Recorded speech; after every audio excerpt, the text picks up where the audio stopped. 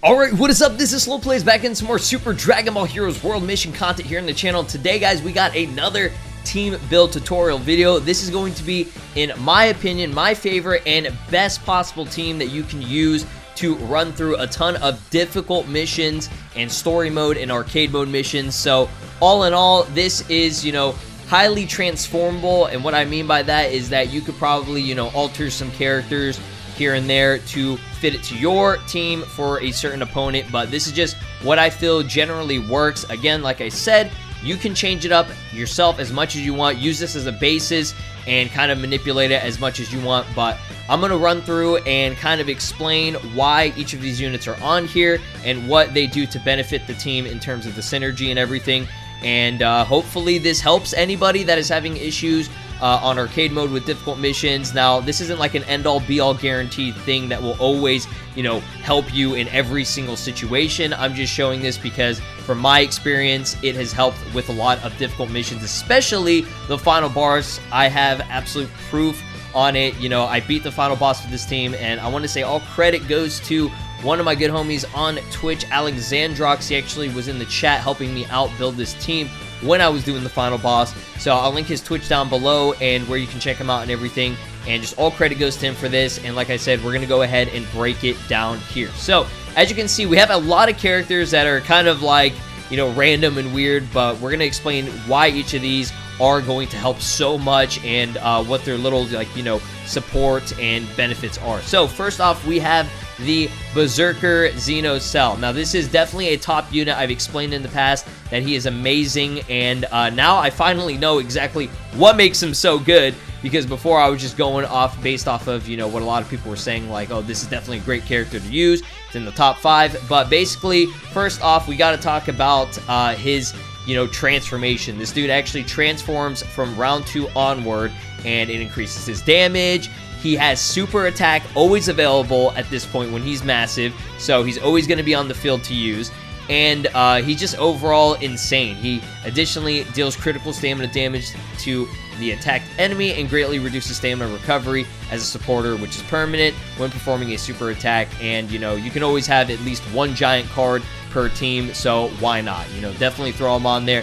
But the main reason why I like to have him is he's going to be used as round 1. You want to have him by himself round 1, and basically what this allows you to do is you take no stamina damage, and any damage that is over a 1,000 from your opponent, that's all it does. It maxes at 1,000, and obviously you'll take a little bit of damage, still from whatever other attack. For example, when you're fighting Sealoz as the final boss, he has a triple sort of ability that makes him a lot, it just allows him to go 3 times. It's super annoying, but he has that, so each time he attacks you, whether it do, 900 damage, 700 damage, it doesn't matter. It won't ever go over 1,000, so that'll save you a lot of HP and a lot of trouble at the very start of it.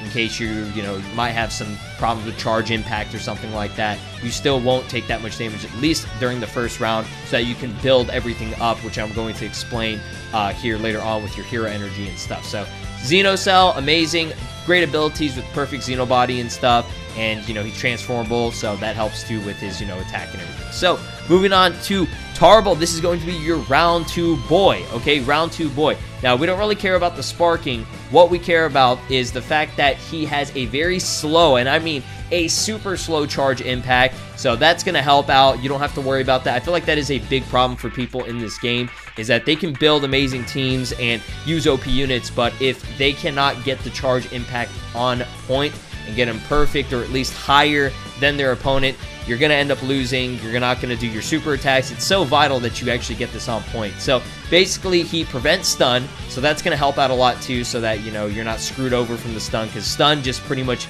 immobilizes you. You can't do anything. It's really annoying. And he gets +2 to the team for hero energy each time he's attacked. So during the second round, if he's getting attacked, multiple times, you can actually get a lot of hero energy and build that up. So it really does help for those, opponents that have multiple times that they're attacking you. So that's going to help you and benefit you in the long run. Tarble, he's just a nice unit, real good as support and everything. And, he also has this extra ability at the start of each round or whatever.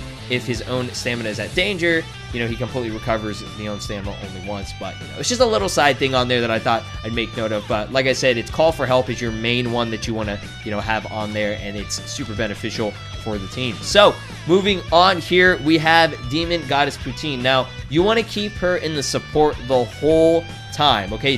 Don't ever put her in attack. I mean, if you want to, you can, but it's not really going to benefit you all that much. The main thing that she does is that, you know, she can alter the actual charge impact speed. So this will help with those characters, especially Berserker characters that have a very fast charge impact speed. Even with like Vegito Blue, I guess like Elite one, that really OP one from the set number 1, as well as the Xeno GT Gogeta.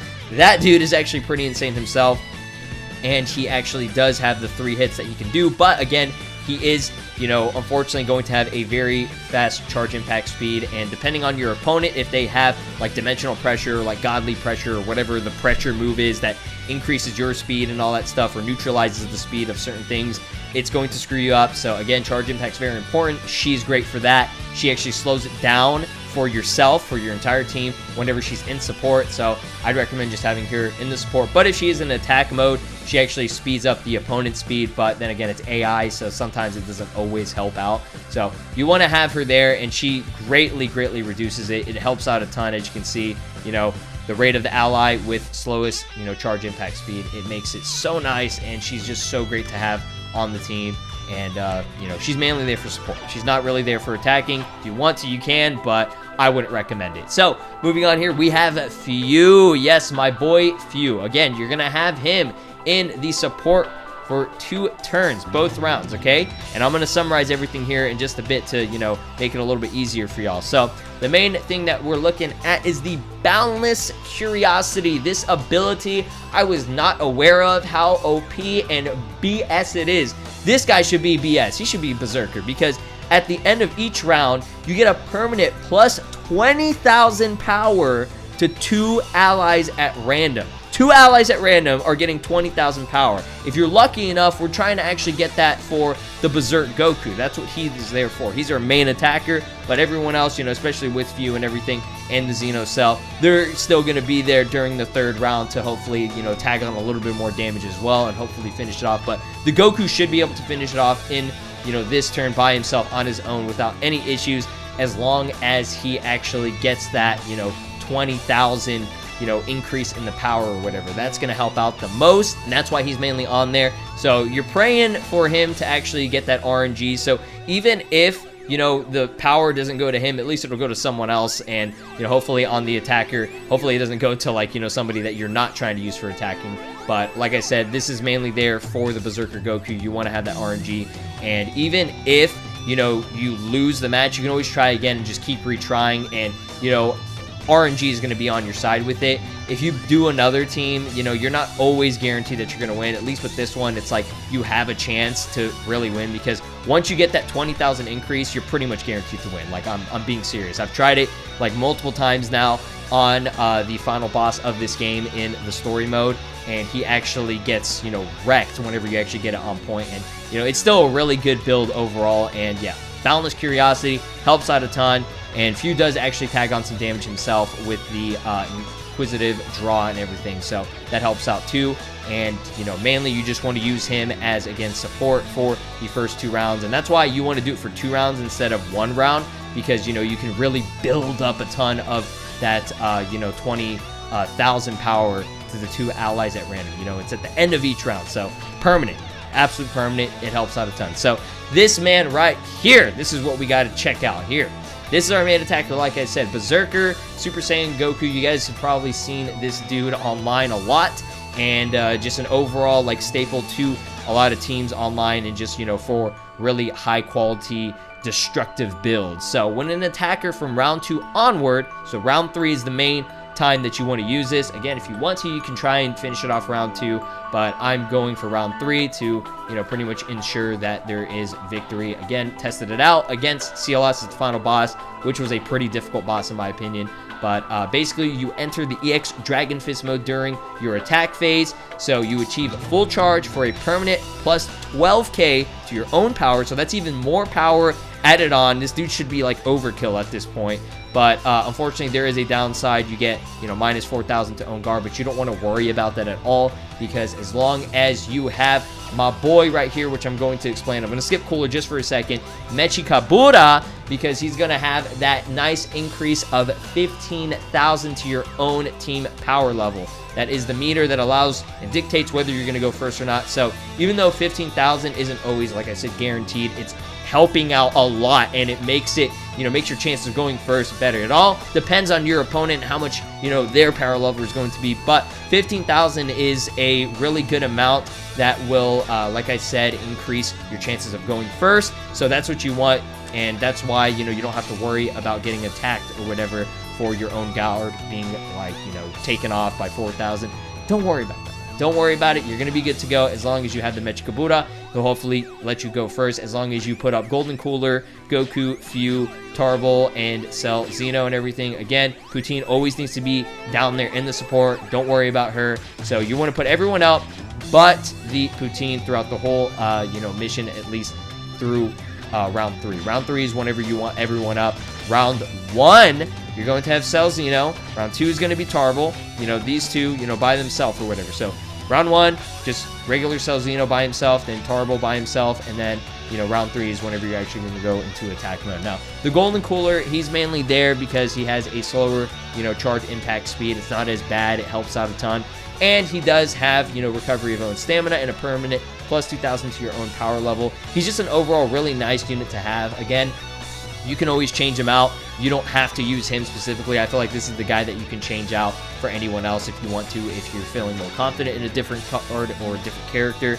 It's all up to you. I just found that Golden Cooler works the best for me, and he's just a nice unit. So, you know, I know people are going to comment down below and say, like, why didn't you use this unit? Why didn't... Guys, look, I'm just going for this man because, you know, I like him. I think he's cool, and, you know, he's just really easy to handle in terms of the charge impact, because sometimes the charge impact gets a little bit too ridiculous, and it can really screw with me. So that's why we're trying to reduce that as much as possible. Plus, I'm showing this team off without any items. Obviously, if you're playing in story mode, and you're doing the final boss battle, which I'm kind of showing you this team mainly for is the final boss battle, you can actually increase, you know, certain abilities, skills, HP, power guard, all that good stuff, change out some things. I would always recommend never to put Potara earrings on. If you want to, you can. Again, it doesn't really help too much. I think those are replacements for certain abilities and stuff, so you don't need to put that on there. Same thing with special attacks. If you want something flashy, you can put that on, but it's not necessary. So mainly you want to use belts pretty much only, and if you want to,